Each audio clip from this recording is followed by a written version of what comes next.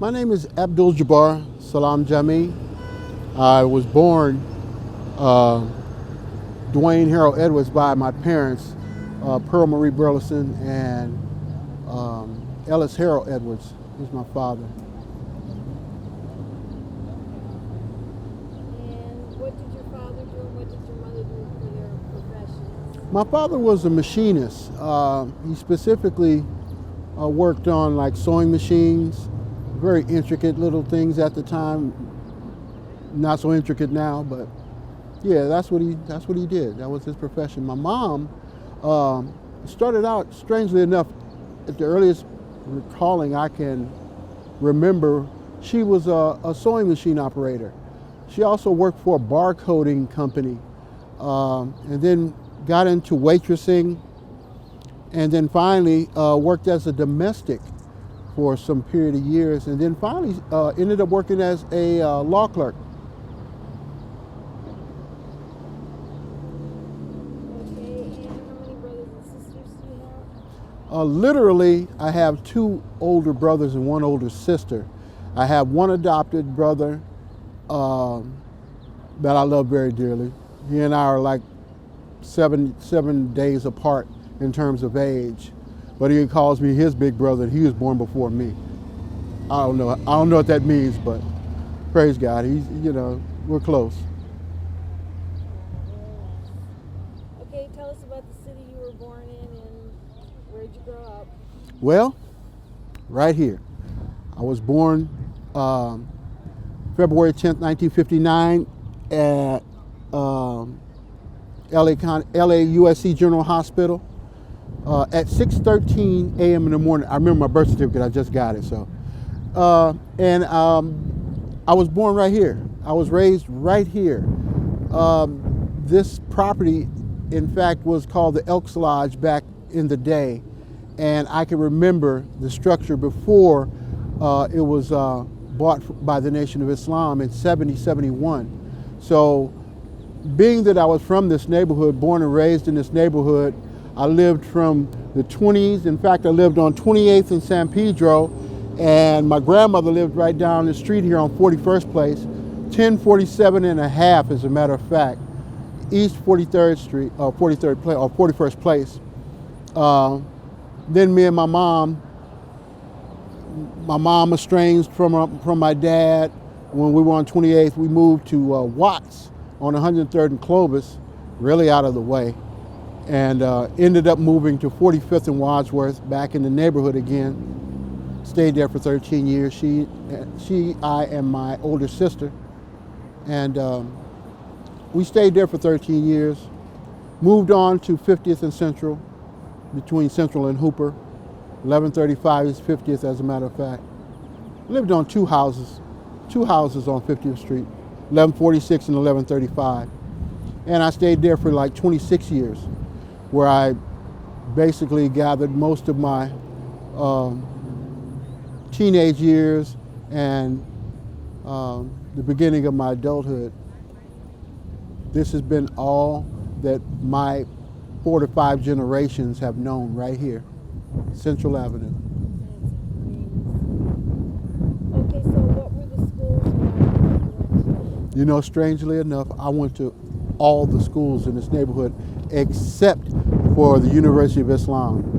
I went to St. Patrick's right up the street right here, and matriculated from there. School shut down my first year. I went to Wadsworth Elementary School right here from daycare to the 4th grade, matriculated to St. Patrick's 1 year, transferred, went to St. Odia's on 53rd and Hooper, graduated from there and went to Holy Cross Middle School on 47th and Main, and graduated from there and ended up at Verbum Day High School, 11100 South Central Avenue.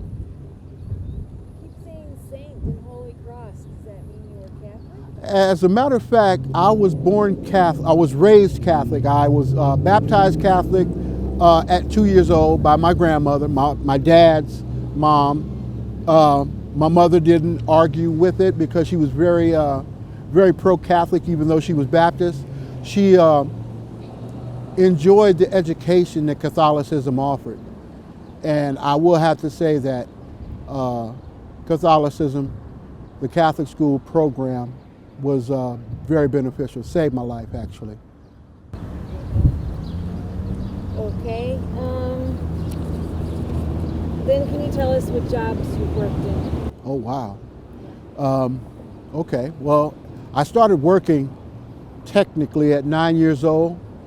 I was working for the Muslims that were selling candy. We would go out in the different areas of the city, sometimes Pasadena, and sell candy. I started working at 9 years old. And it was something about the freedom and the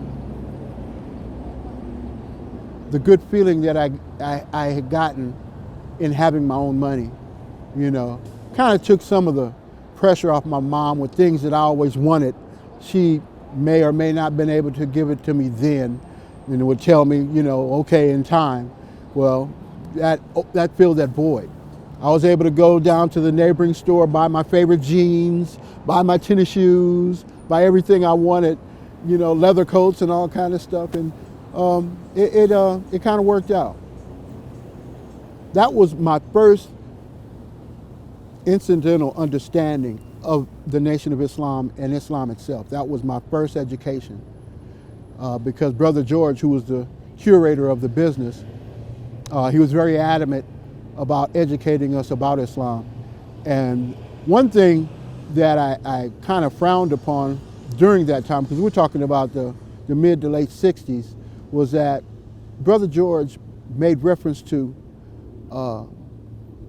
if you didn't become Muslim, you know, that you would probably just be lined up and shot and killed. Now he's imposing this kind of wrath verbally to a child. And it made me very apprehensive about the Nation of Islam. Why would you want to kill my parents? You know, why would you want to kill my sisters? And it kind of spooked me away from the nation. I lost my dad at 10 years old, which really took me into a real turmoil emotionally, because he was everything to me. The man literally the bottom of his shoes were never scuffed because it appeared as though he never walked. He floated. You know, he glided. He just amazing, amazing man to me. We didn't spend a lot of time, but the time that was given was very instrumental in me being who I am today. My mom was very instrumental in structuring the do's and don'ts for me. My dad was just the superior and consummate man. He was the kind of man that did what he did. There was never a question as to what he did. He was very smartly dressed, never out of place. The guy was just meticulous. I love that about that man. My brother gave me most of my information about my dad, but when I was able to be with him, I understood. You know, my dad was like the greatest. You know, they say Muhammad Ali's the greatest. No, my dad was the greatest, way before Muhammad was. So, yeah, my dad. When you're talking, I'm only just reacting because I don't want the mic. So, yeah.